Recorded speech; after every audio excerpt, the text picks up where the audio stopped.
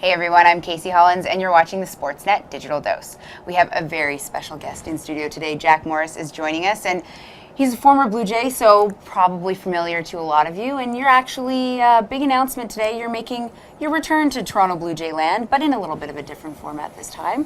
Are you looking forward to it? I am, Casey. It's something that I have been doing part-time for a while, announcing as the color analyst on radio for the Minnesota Twins and Detroit Tigers in the past. Now with the Toronto Blue Jays, I think the timing is what makes it fun for me.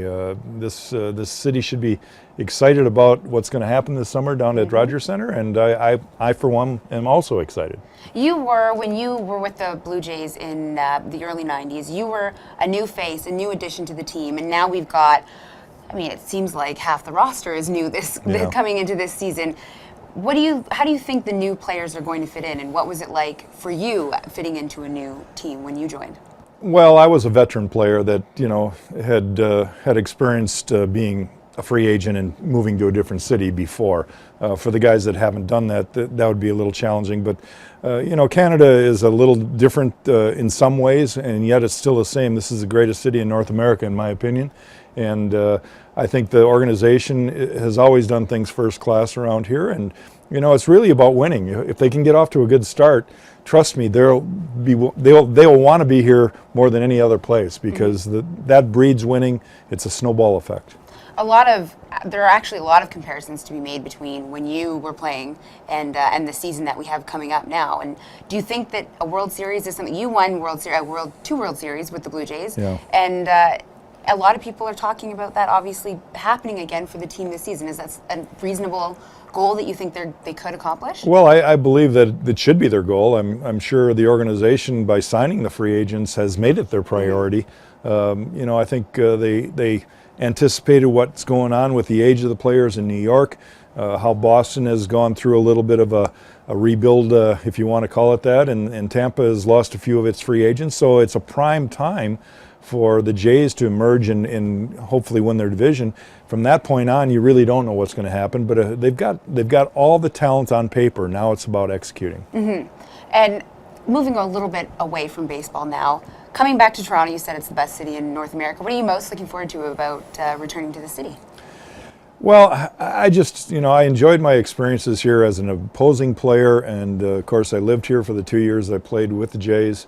I got to experience that ballpark when it was full every night and it was a happening.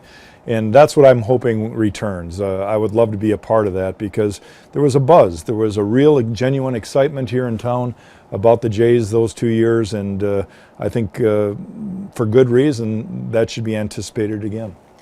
And Jack is coming back as part of our radio broadcast team, part of the Blue Jays radio broadcast team. Obviously a different role than you had with the Jays before. What are you most looking forward to about your new role and with the team and here in Toronto? Well, I'm gonna experience a little bit of everything, both radio and television side, pregame stuff.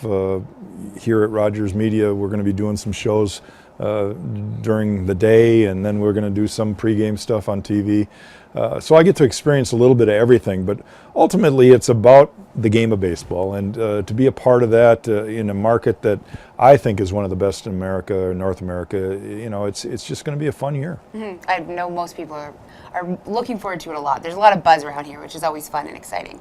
Now, before I let you go, I want to ask, I know R.A. Dickey is probably the only Jay on the team that has any sort of striking facial hair, and you were well known for your mustache. You had a pretty remarkable mustache when you were playing.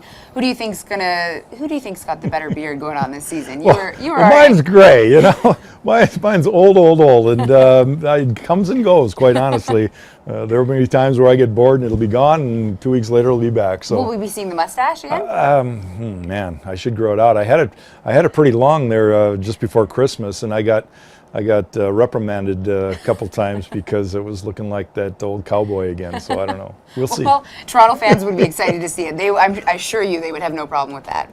Anyway, that's all the time we've got. Thank you so much for giving us some time today. Thanks, Casey. And check back in a little bit for another Sportsnet Digital Dose.